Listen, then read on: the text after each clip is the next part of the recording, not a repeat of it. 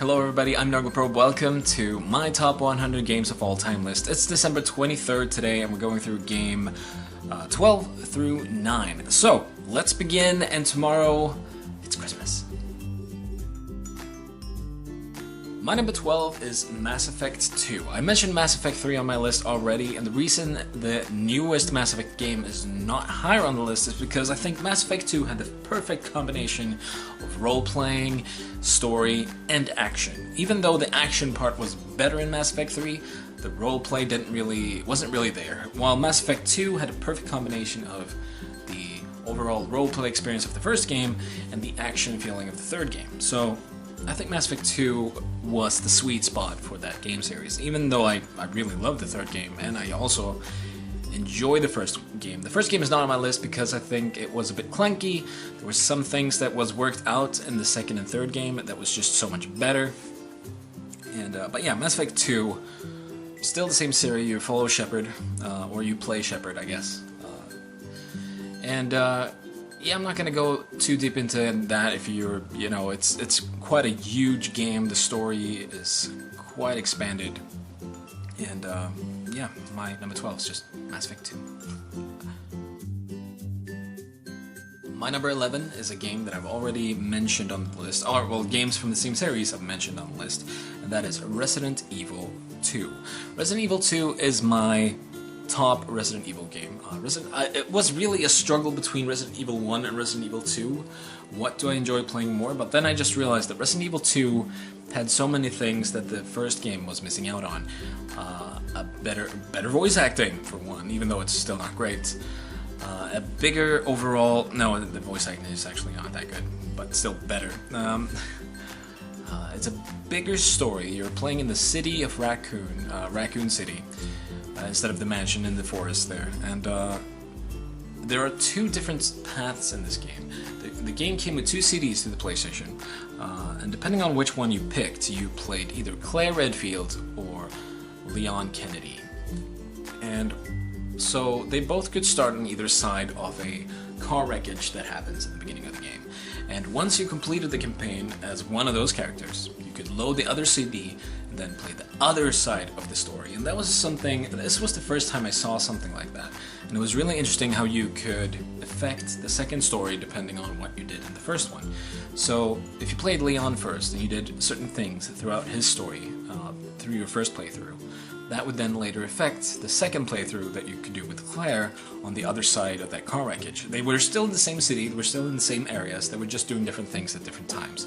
And I think that was really interesting. And the gameplay is nice, as good as Resident Evil games can be. You know, if you're used to it, it's awesome, the way it is in the second one. And yeah, everything was just great in Resident Evil 2. The story, the characters, the enemies, the world you were in. It was the perfect zombie game. So, my number 11, Resident Evil 2. Now we're moving in to the top 10. I really wanted to do a top 10 video, almost, like just cut it here and then do a top 10 games, but I realized that I think I'm just going to keep to the format and do the same thing and finish the whole thing and then just talk gladly about the last few games on the list. My number 10 is Brothers: A Tale of Two Sons. And this game surprised me a lot. I thought it's a puzzle game, for one, where you play two brothers that needs to go and get medicine for their father. And that's the story.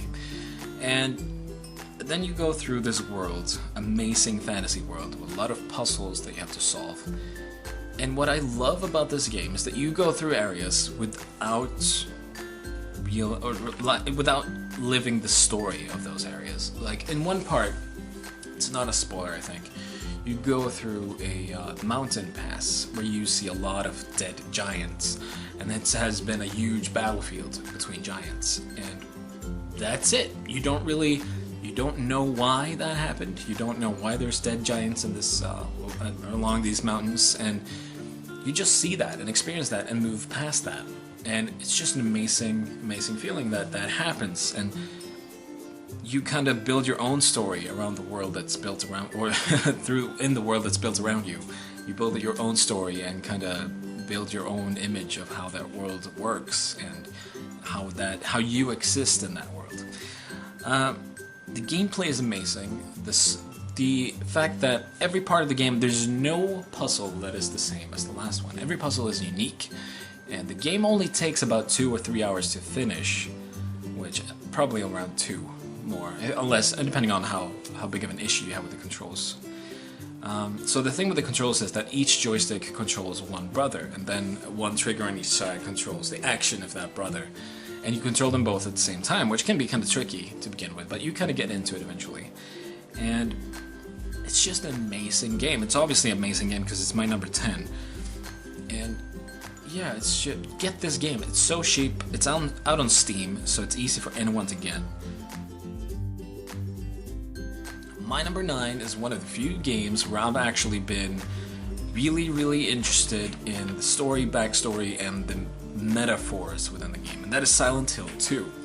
Silent Hill is a game series that I've enjoyed, but this is the only game from the Silent Hill series on my list because this one stood out from the other ones. The other ones had a main story where it was about this town, Silent Hill, and I'm not going to spoil anything from those games. I mean, they're so old now anyway, I think you would know.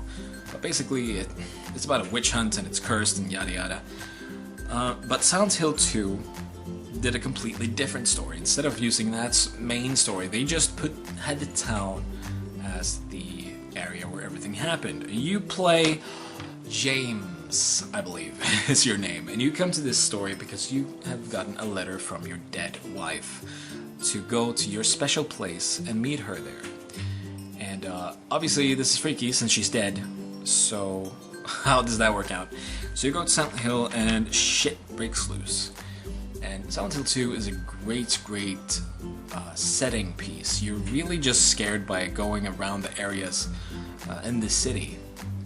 There's not a lot of jump scares, there's not a lot of scares that really just happens quickly and fast and stresses you out. There's more of a feeling and an atmosphere that scares you and makes you feel like, I'm not sure I want to go around here too much anymore. So as I said in the beginning, I was also very interested in the story and the metaphors of different enemies in this game, and I can't spoil it because you really need to play this one yourself and play it through and learn James's story because it's so interesting, and learn about the characters around you. And I can just say one thing. I can tell you about one character. I don't remember his name, but he is a plumber, I believe. And he is in this... Well, now I can't say that either, because that would also maybe possibly spoil. Just play Silent Hill 2. And if you don't want to play it, watch a playthrough of it and just be amazed by the story and how it ends up, because it's amazing. So, my number 9, Silent Hill 2. Thank you for watching, everybody. It's December 23rd. We went through game 12 through 9, and I hope you enjoyed. Tomorrow is Christmas Eve, and then Christmas Day. So we're going through my last 8 games tomorrow and the day after that. And I hope you enjoyed the list so far, and the list will only get better because, well, it's higher on the list and yada yada. Hope you enjoyed, and I will see you again tomorrow. And remember, these are pre-recorded, so if it seems weird that I have the same clothes and stuff like that, it's just that's the way it works on the internets. Thank you for watching. I'll see you again tomorrow.